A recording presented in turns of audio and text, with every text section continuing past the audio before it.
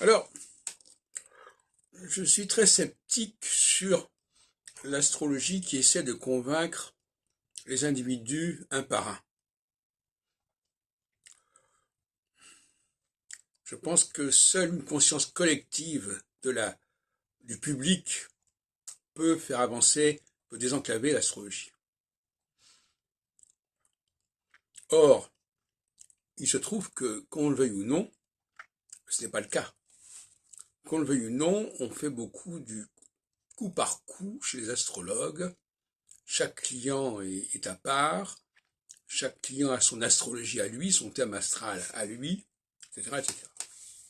Et ça, je trouve ça extrêmement fâcheux.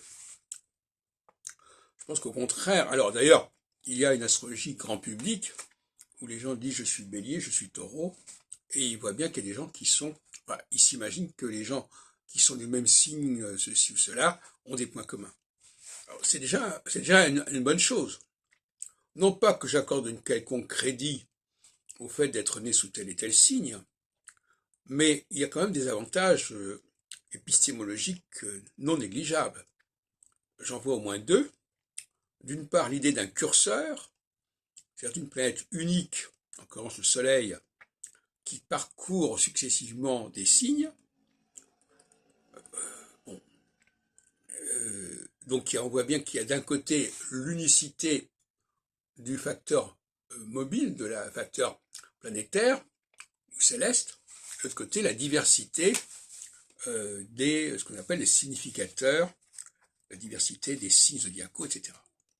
Le deuxième point, c'est que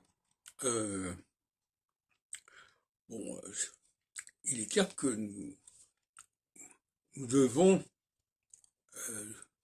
vivre ensemble des choses et qu'à un certain moment, alors d'ailleurs c'est le problème de l'astrologie mondiale, l'astrologie mondiale n'est pas séparée de l'astrologie individuelle.